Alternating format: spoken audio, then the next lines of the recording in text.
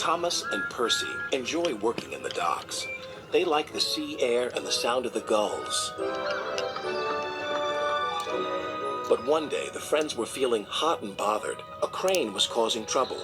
His name is Cranky, and this was his first day at the docks. "You're useless little bugs," he called from above. "If you put these freight cars on the inside lines, then I wouldn't have so far to travel." "Rubbish," said Thomas. "No crane has ever complained before." "Well, I'm complaining now." And Cranky banged his load down on the quayside. Later, the two engines met Gordon and James and told them about Cranky. "Cranes are airy-fairy things. They need a lot of attention, like me, in fact," said Gordon. "You should see the situation from Cranky's point of view," said James. "He's high up in the air, coping with wind, rain, and baking sun. Then he looks down and sees you two little engines being annoying. No wonder he calls you bugs." When Cranky heard that the big engines agreed with him, he grew bossier still. Come on, push those freight cars closer to me." But Percy was too upset to concentrate and pushed the freight cars too far. Poor Percy. Then Cranky played a trick on Thomas. "Push your freight cars onto the outside line. It's easier for me to load up." So Thomas did.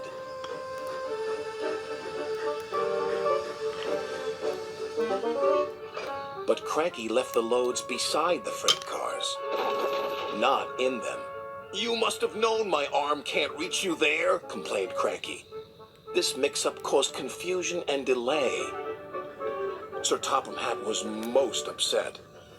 "Thomas and Percy, this new crane has an important job to do. I have heard that you have not been helping him today. You will go to your sheds and consider how you will improve yourselves tomorrow." Now Thomas and Percy were upset too.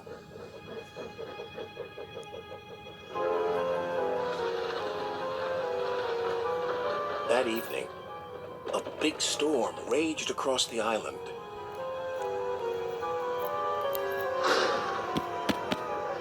Cranky and the engines were trapped at the docks. "We're sure to be safe in this shed," said Duck. But he was wrong.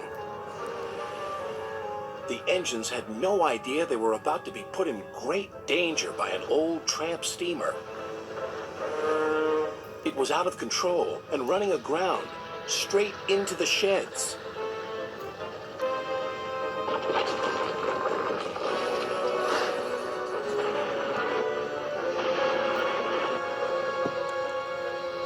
Ah! "Help!" called the engines from inside the shed. "I can't!" called Cranky. When the storm was over, Sir Topham Hatt rushed to the scene of destruction. "Thomas and Percy will help you," he called to Cranky. "And then you can help the engines." "Oh, please hurry," cried Cranky, "and tell them I'm sorry I was rude to them." "So it was you," murmured Sir Topham Hatt. "I owe those engines an apology." Thomas and Percy soon came to the rescue.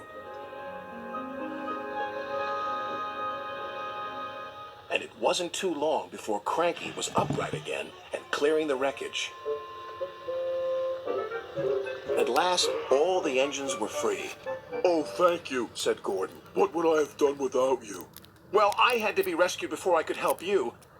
But I never thought it would be by a couple of Cranky was about to say bugs, but he quickly corrected himself. Small engines, thank you. I'll never be rude again. However, you two mites are in my way, so move over." "Pa," said Percy, "he's back to bugging us." "Don't move! You're still attached to Cranky." But it was too late. Cranky still looks down on the two little engines. But ever since that stormy night, he never calls them bugs or mites, because he knows they might bite back.